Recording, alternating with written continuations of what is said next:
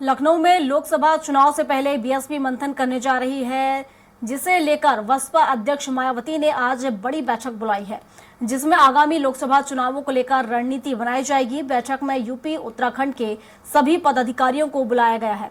तो बैठक में चुनाव की तैयारी, उम्मीदवारों के चयन पर चर्चा की जाएगी। तो आपको ये लखनऊ से खबर बता रहे हैं, जहां उम्मीदवारों के चयन को लेकर चर्चा की जाएगी। तो बड़ी बैठक यहां पर बुलाई है मायावती ने। तो बीएसपी मंथन करने जा रही है लोकसभा चुनाव से पहले, जिसको लेकर मायावती ने बड़ी बैठक बुलाई है। तो बसपा सुप्रीमो है मायावती और आगामी चुनाव को लेकर बुलाई यहां पर रणनीति बनाई जाएगी और मंथन यहां पर किया जाएगा।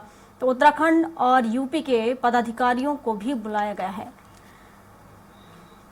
और उस पर विस्तार से जानकारी के साथ पवन सिंह हमारे साथ लाइव जुड़ चुके हैं, तो उनसे ही जान लेते हैं। पवन जी, जिस तरीके से देखा जाए लोकसभा चुनाव नजदीक है, लेकिन इससे पहले बीएसपी यहां पर मंथन कर रही है, एक बड़ी बैठक मायावती ने बुलाई है, क्या अपडेट? देखिए प्रियंका, सबसे बड़ी बात है कि उत्तर प्रदेश में मायावती का जो संगठन है वो पूरी तरह से पहले से सक्रिय था, लेकिन इधर बीच मायावती बहुत सारी ऐसी जो जनसभा थी उसको संबोधन कम करती थी। इसके बाद आज उन्होंने एक बैठक आहूत की है, जिसमें उत्तर प्रदेश उत्तराखंड के सभी पदाधिकारी उस बैठक में शामिल होंगे और ऐसा माना जा रहा है कि इस बैठक में जो उनके कैंडिडेट होंगे, जो प्रत्याशी होंगे 2024 के लोकसभा चुनाव में, उनको लेकर के मंथन किया जाएगा। इसके अलावा जो पार्टी की रणनीति है, जो बेसिक इंफ्रास्ट्रक्चर है, उस पर चर्चा होगी और पार्टी को लेकर के जो कार्यकर्ता का जुड़ाव है उसको लेकर के जो रणनीति है उस पर आज बसपा सुप्रीमो मायावती चर्चा करेंगी। इसके अलावा 6 दिसंबर को बाबा साहब भीमराव अंबेडकर का परिनिर्वाण दिवस है, जिसको लेकर के चर्चा होगी, उस पर किस तरह से मनाया जाएगा उसको लेकर के रणनीति तय करेंगी। आपको बता दें, पूरे प्रदेश में, उत्तर प्रदेश उत्तराखंड में जो पदाधिकारी हैं उन लोगों के साथ जो कैंडिडेट 2024 में पार्लियामेंट्री चुनाव के लिए घोषित किए जाएंगे उसको लेकर के पूरी तरह गहनता के साथ चर्चा की जाएगी कि किन किन लोगों को इस बार टिकट दिया जाए।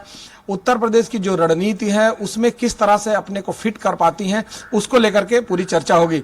सबसे बड़ी बात है, प्रदेश में इससे पहले बसपा के अभी इस समय तत्कालीन करीब 10 सांसद हैं मौजूदा पोजीशन में, लेकिन उस समय जब 2019 में चुनाव हुआ था तो समाजवादी पार्टी और बसपा दोनों मिलकर चुनाव लड़े थे। जाहिर सी बात है कि इस दोनों पार्टियों के मिलने के बाद जो रिजल्ट आया था उसमें ये 10 सांसद बसपा के जीत के आए थे। लेकिन इस बार का जो पार्लियामेंट्री चुनाव है उसमें रणनीति अलग होगी, उसकी परिस्थितियां अलग होंगी। इसलिए इस समय बसपा पूरी रणनीति को अपने को किस तरह से पेश करती है, यहाँ सपा, बसपा और भाजपा तीनों की लड़ाई प्रमुखता से होगी। क्योंकि उत्तर प्रदेश एक बड़ा प्रदेश है और यहाँ पर 80 लोकसभा सीट है।